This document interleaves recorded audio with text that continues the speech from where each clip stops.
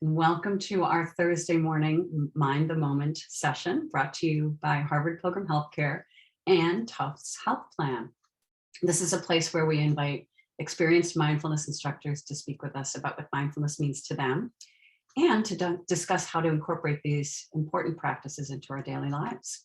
I'm Suzanne Rowe Palacino, and I'm delighted, as always, on Thursdays to be here with Tara Healey, founder and director of our Harvard Pilgrim's Mindfulness Program. Good morning, Tara. Good morning, Suzanne, and good morning, everyone. So nice to see all of you joining. Yes, it is. Good morning to everyone, and so happy to have everybody here this morning. Yes. Tara will start us off today with a question for the group and then lead us in a guided practice. And then after that, we'll have time for some discussion and questions and chat. So if you can go to the bottom of your screen, click on the chat, and then you'll notice the blue drop-down menu. Just click on that drop-down menu and click on everyone if you're interested in sharing any of your comments with everyone and seeing everyone's comments as they come in. And so, Tara, how would you like to start this morning? Yeah, well, as you know, we always start in with just kind of a check-in, a question of some sort. And this morning I was on the phone with my sister, and she said, we've got to do something this weekend. Like, we have to get out. We've got to do something. And of course, we're unlimited. But I really got kind of the spirit of what she was saying, and, the passion in which she spoke about, this desire to do something, to get out of the four walls of her house. And I felt similarly, but I thought I would broaden that question a little bit and just say, given that we have limited conditions in which we can do something, there still are things we can do. So is there something that you have wanted to learn, someplace you have wanted to go, something you wanted to take up, a hobby or anything, say within the next couple of months or so? And what is that? And what's holding you back, other than, of course, pandemic restrictions? But what is something that you would love to do, and what might be holding you back? And as always, I will start with Suzanne and say, Suzanne, is there something that you have wanted to do, or someplace you wanted to go, or, something that's kind of pulling you in any way, and what might get in the way of doing it? Yeah, thanks, Tara. And folks, just go ahead and type. Oh, yes, please. Yes. So I would say I haven't been skiing since 2020. I don't ski a lot, but I usually go at least once a year. So I'm really dying to do that. I'm a winter sports person. Like, I like to cross country and downhill, or even ice skate. So those I haven't done, and so I'm hoping to get out and do that and enjoy the cold weather while we have it, because I actually love it. Yeah, it's pretty invigorating. And I hear we might get snow Sunday night. I think they're still watching it, but yeah, that's great. Good to know. Well, how about you, Tara? Well, so speaking of my sister, her daughter, my niece Emmy, gave me a guitar for Christmas. Ooh. And playing guitar is something that I've always wanted to do. And she taught herself how to play when she was 16. She's 25, but she taught herself, I think, YouTube. And so over the years, I have watched her and just said, oh, I would really love to play, and never, really did much about it. And then for Christmas, I opened this guitar that I had a big gasp, and my fear is that, like, I won't have the capacity to play. Learning as an older person, will I have the ability to actually learn how to play this thing? And so I recently found out about somebody in my town who just retired and is giving lessons. He's also self-taught, so I've met with him already. So anyway, I feel like I'm well on my way between that, and I also found somebody on YouTube that I think is a really good teacher. So I can play 4 chords. So anyway, I'll be looking for encouragement. But yeah, let's see what folks are saying. Love that. That's great fun, Tara. On that note, someone made a mention about violin lessons. Wow, that's just an instrument that I adore. Oh, that sounds really great. Signed up for a Spark Joy presentation. Yeah. wow. I just love that. I love her way of doing things. I think it's, Yeah. I love organization, anything. Conversational Spanish. Yeah. Reminds the urge to go to the beach.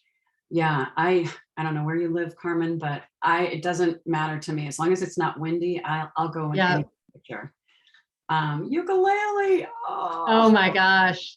Too fun. I know. This is so great.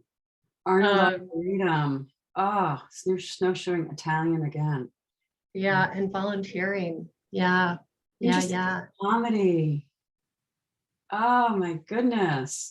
You know, it's interesting doing something like that. YouTube is kind of a fun way to get out there and do something like that where you don't have to go out in public yet. But yeah. Right? No, I know. I have a friend. But John's saying the Arboretum, right? Like that's we can get out and enjoy. Yeah. Mm-hmm. Insight meditation. Yeah. I love the science of happiness course. I actually need to finish my course because I started that. I really like that. So is that from Yale? And yes, yeah. I don't remember the woman's name, but she's the happiness woman. Oh yes, I have her out. No, I have her listen to her podcast. Yes, I know who you mean. I can't think of her either. But yeah. Someone learned to play guitar when they were 40. Best thing she ever did. So there is hope. Fender offers great online taped lessons. Boy, wow. You've got a lot of really good information. Yeah, we're gonna save this chat. Okay. I'm inspired to do quite a few things actually. looking at this. But yeah, I also feel like being public with this to this group about learning, that it's also going to help my commitment to it. Because right now my fingertips are really sore. Yeah. Because I'm picking this guitar up every single day, even just 15 or 20 minutes. Just yeah. Great stuff. Well, yeah, the science. Okay. Lori Santos, thanks, Janice. Yeah. Okay. That's yes. This is what's so great about this community is we share so much information with one another, and like-minded folks, that about Lori Santos. I mean, it's just good stuff. Yes. And just for anyone who doesn't, she's really great. Oh, look, John is looking forward to your performance, Tara. So that really is you're going to be on this webinar playing guitar. This is good. Okay, I'm practicing 4 chords over and over and over, and pretty soon I'll be able to put those into something. I mean, the cool thing is that even knowing 2 or 3 chords, there are literally hundreds of songs that you could play. I just don't know how to move between them yet, but that'll come. Mm-hmm. Yes, I remember learning to play guitar. I have my probably 10 chords. So all right, Suzanne, maybe we'll have to do a duet some morning. I gave away my guitar. Oh, okay. But I still I noticed Leah's talking about the piano. So piano. Yeah. All right. On that, on this note of inspiration from all of you, let's go ahead and practice. And so again, as always, you really want to be in a comfortable position, and one that is it's sort of, I think I've said this before, it's like the Goldilocks principle. You're holding yourself in a way that's not too tight and not too loose, so that you are engaged in the practice. And yeah, so finding a way that is not too loose and not too tight, and eyes can be open or closed. So sitting or standing, whatever feels like it's going to serve you best this morning. just settle in to the posture that feels best this morning. So just notice your body as you're sitting or standing. Notice the micro movements that are required to keep the spine upright and aligned and engaged. And as you feel ready, just take 2 deep breaths on your own and make that exhalation double the length of the inhalation.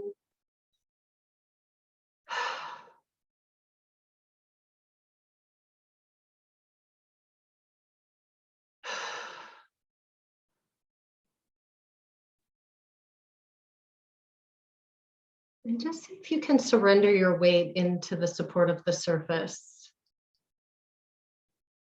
maintaining an upright, engaged spine. Noticing points of contact with the back of the body and the surface that you're on, whether you're standing and the points of contact with the soles of the feet, or anywhere along the back of the body as you're sitting, just aware of what that point of contact feels like. What's the physical sensation?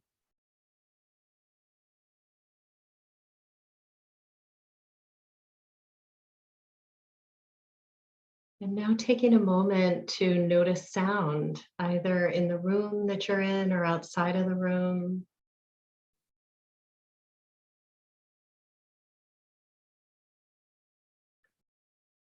With an attitude of receptivity, just receiving the experience of sound, knowing, awareness, knowing sound is occurring. No need to label what's making it, but literally just hearing.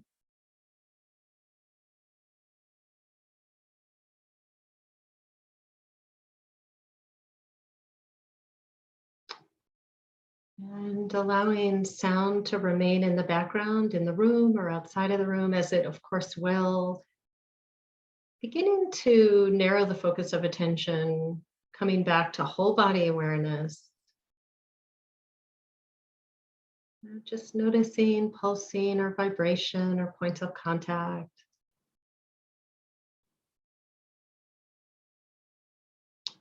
And narrow just a bit further and begin to notice the rhythm of your breath. And if for any reason breath is not working as an anchor for you this morning, you could put the palms of your hands on the table in front of you or on your thighs or any other body sensation that's notable. You would use that to return once you've noticed the mind has wandered, which of course it will a whole bunch of times. Mine certainly will. We just, as soon as we notice that, it's really a pivotal moment because you're no longer lost in the thought. That thought that has slipped in unnoticed, you see it. You can label thinking, soften the body, and then just return to whatever is working for you this morning to help anchor and stabilize the tension. So it could be tracking breath sensation at the belly or abdomen or nose or someplace else, or a point of contact.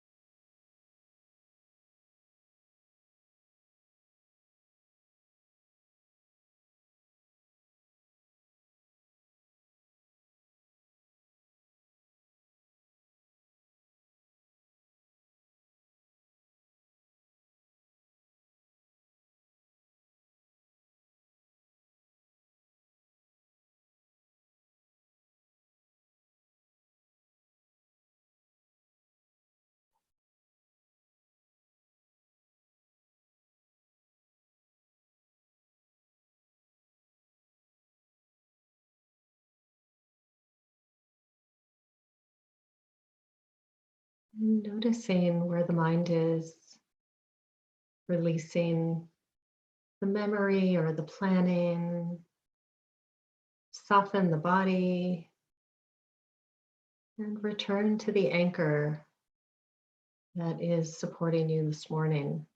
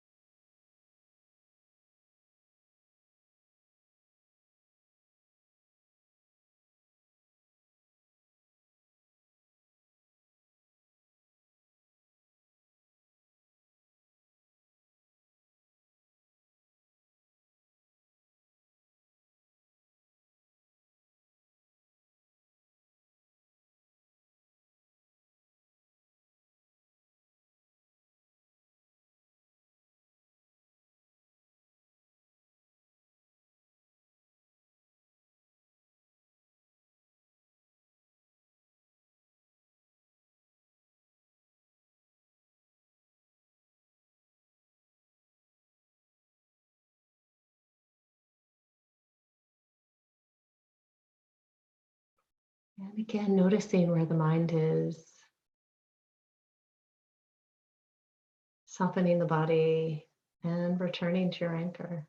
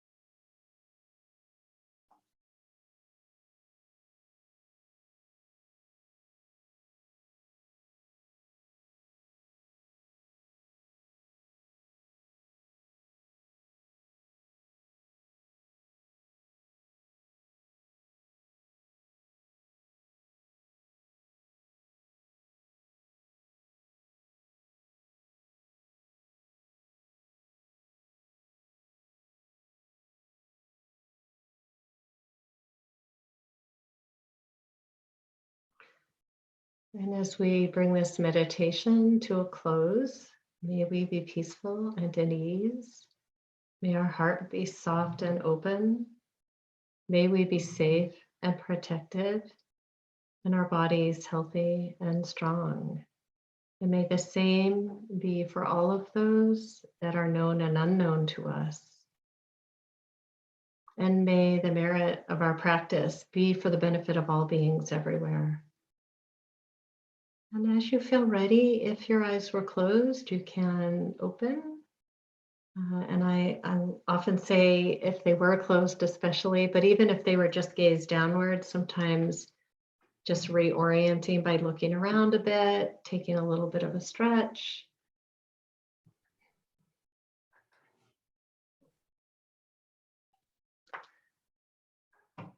Yeah. Thank you, Tara. Yeah, you're welcome. I'm happy to hear from anyone that wants to comment about how the practice felt this morning for you, what you might have noticed.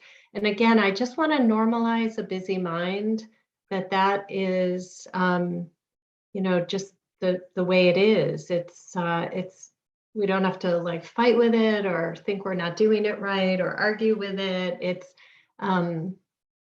more of what the practice helps us do is to have more settledness with all the busyness, so that really things that are unpleasant, like unpleasant thoughts or emotions or body sensations, and pleasant ones, don't throw us off kilter. That we're actually able to have some steadiness with the things in our life, or the thoughts, the emotions, the body sensations that are occurring that are challenging or difficult.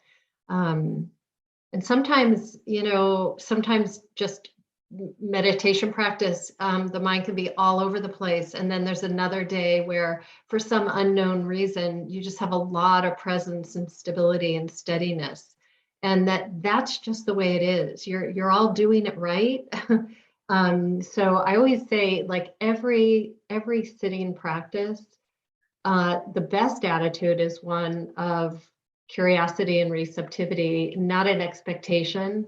And even culturally, I think we're thought to, if I practice something a lot, that when I'm just going to continually get better, and that just to be careful of that kind of mindset. And we're just learning to be with things as they are. So any questions, thoughts, comments, anything that came up along the way? Yeah. Yeah. I think it's helpful Yes. to normalize all of that. Yeah. Folks have been connecting to that, because it's really true. I know I find some mornings, it depends. If I meditate first thing in the morning, sometimes I feel like my mind is of the mindset, oh, I'm trying to think about my day. Uh-huh. That's not always the case. It doesn't always depend on when you Right. because sometimes if you sit later in the afternoon, you're thinking about what occurred during, it's just Yeah. natural stuff. Well, yeah. And I think to that point, Suzanne, a common question over the years is, what's the best time to meditate? And I say, and many teachers will say, the time that's best for you is the best time to meditate. So it's not like there's something about morning that is correct, or something about afternoon or evening. But what's most important is consistency. That's what's most important, is consistency in order to see benefits. And in fact, I'll share an example that I shared with Suzanne earlier about the value of consistency. So Dr. Amishi Jha has a book out called Peak Mind, and it's fabulous for so many reasons, but she gives a lot of good examples. And she's in one of the chapters, she's talking about the importance of consistent practice. So the sweet spot she's discovered is 12 minutes, 5 days a week for 5 weeks is, that's sort of the formula. But she said, if you got a call from a friend to go to their house and move a couch, and you get there and you realize it's too heavy for you, you can't drop down and do 25 push-ups and then get up and lift the couch. And so part of what she was trying to say is, in challenging or difficult times, you might call on this practice, but it's not something that's been a consistent part of your life. So the capacity for that to actually work well and serve you well is probably going to be low. And so And I love that it's not long drawn out, you got to practice an hour a day. So, but that's, I think, such a great, and that analogy could be used for anything, like learning a language or playing an instrument or running a road race. You can't do that half marathon if you start 2 days before the training. So. Mm-hmm. Yes. Karen has mentioned that. Yeah, it should be getting better. Yes, thank you. It's so important. Yeah, it's a great reminder. The uncertainty with what each day will bring in terms of practice, and the willingness to show up for your practice. And always, if your anxiety is especially high, I would say don't do a sitting practice, but maybe do more of a movement practice, so that there are different ways to work with it. I think when anxiety is high, sitting can be extremely challenging. So if you're noticing that, maybe some movement is going to help you. So bringing awareness to body, how you're moving, how the breath is. Yeah. Yes. Yeah, I think we're all resonating with all of it. On Wednesday, we spoke about, in our Zoom meeting format, we spoke about beginner's mind and how it doesn't matter, like you were mentioning, Tara, it doesn't matter how long you've been practicing. Right. Every time we sit down, we know, I know, and anybody that's sat even more than a couple of times, we know every time's going to be different.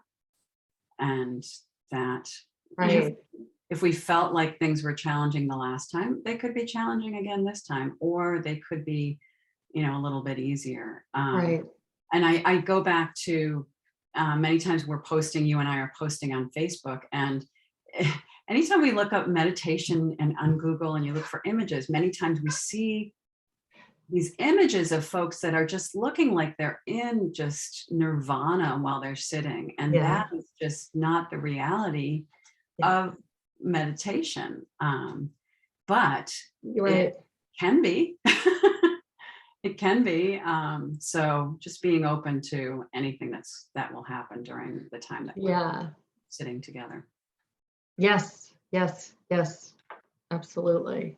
Carmen's mentioned sound-based meditation can be helpful as well when the mind is I agree. I think receiving the experience of sound, especially like if there's a consistent sound in the house, just receiving, and then the mind, of course, no matter what we choose, the mine's gonna jump off of that. Not a problem. As soon as you see it, and it's really like such a good moment, because it's like, it's that metacognition. It's like, oh, where was I just now? And lost in thought, to me, is such a good way to describe it.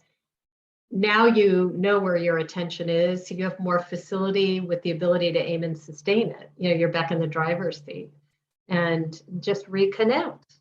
And you might only get a half a breath, and a thought slips in, again, unnoticed. Not a problem, so you just keep at it. It's sort of, as I'm saying that, I'm thinking about these chords that I'm playing. Just keep at it, because sometimes it doesn't sound good at all. Like I've got my fingers on too many strings, and there's just a really awful sound. But we're just going to keep at it. Yeah, such good advice, and great chat activity this morning, and lots of good thoughts that people have shared, because we're all in this together in so many ways. So and Suzanne, let's plug your Wednesday Zoom classes too. So we've added a new half hour. Yes, and thanks for that reminder. I'll share the link in the session here for Wednesday. So yes, we're doing the Zoom meeting format, where we can see one another, or not, whether or not you want to share your camera or not. That's totally optional. And I found that, a good more than half of folks haven't been on camera, which totally works because there's always the chat. So Yeah. Here's the link for Wednesdays. And it's on our website. Yep. Right. It's up on the YouTube page, it's up on Facebook, and it's up on the website. So yes. Yes. Yeah. Thank you. Right, Julie. Yeah. Yes. So now, thank you everyone this morning, and thank you for joining, and thank you for being part of our lovely community here. We're all supporting one another and practicing together, and that's just one other way that we can continue to be consistent, as what Tara's mentioned, how that's so important. So grateful for your commitment to this. And thank you so much, everybody. I really look forward to Thursday with everyone. Yeah, and we'll be back here on Tuesday with Kel Juilliard, which. Oh yeah, okay. Big plug for Kel. I mean, I all of our instructors are amazing and bring something unique. So if you haven't sat with Kel, he's wonderful. Yes. So we will see you hopefully on Tuesday. Have a wonderful weekend. Stay warm and enjoy whatever your practice and whatever will bring you outside or. Yes. Yeah. So we'll see you soon. Thanks for joining. Bye, everybody. Bye.